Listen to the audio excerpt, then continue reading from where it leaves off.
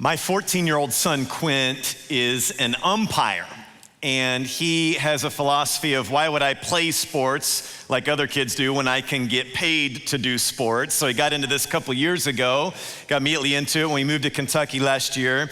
And this spring, one evening, I was in bed, getting ready to go to sleep. He had just got home from umpiring. He runs into my room. He's buzzing with energy and says, "Dad, did Mom tell you?" I said, "I have no idea what you're talking about." He proceeds to say, "I threw out my first player tonight." And I knew this was a big deal for multiple reasons you could guess, but I also know he takes it very seriously. I mean, he studies umpiring on YouTube. He studies the rule book. He has umpire mentors. He's in communication with the league director, so he would not take something like this lightly. He explains that he was umping a 10-year-old league that night when a player went to third and then tried to stretch it and come on into home. He was out by a mile. Everybody on both teams knew he was out. Quint called him out, no problem. The problem was after that, when the player was walking back to the dugout, he took his helmet, he slammed it on the ground, and then he dropped the F-bomb. So Quint said, "You're out of here." And then because he wasn't sure if the parents heard what the kid had said, he added, "Don't be bringing that language on my field." To which I said, "Quint, that's good." I said, "But I'm gonna use that next time you talk some smack to Mama. I'm gonna say, 'You're out of here. Don't be bringing that language in my kitchen.'"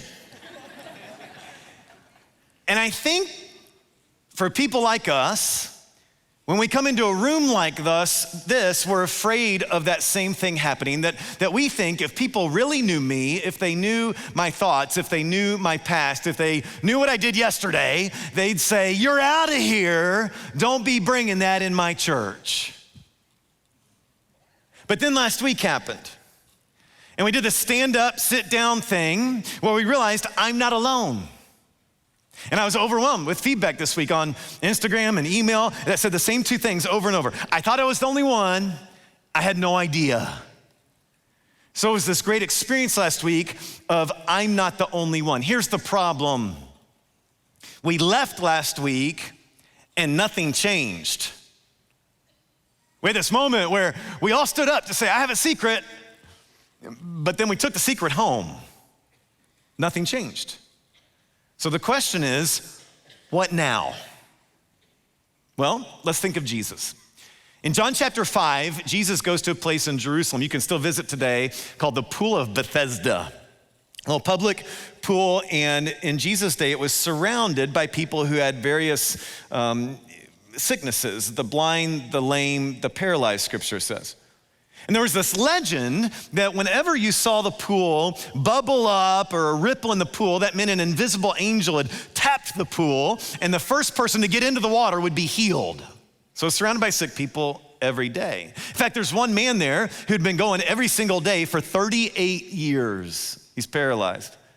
I don't know this from scripture, but I imagine what happened is his family would drop him off there every morning. They'd pick him up every night. I imagine he begged for food during the day.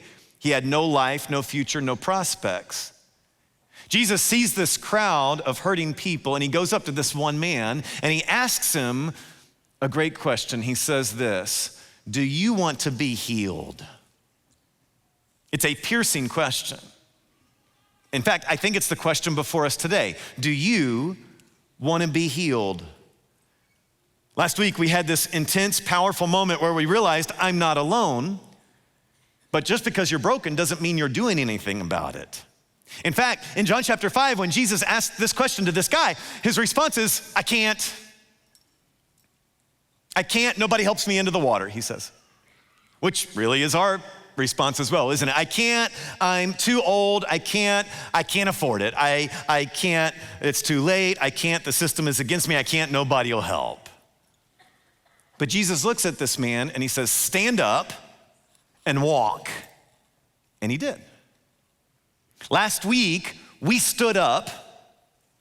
The question today is, will we walk in the truth of the gospel? Because Jesus says the truth will set you free.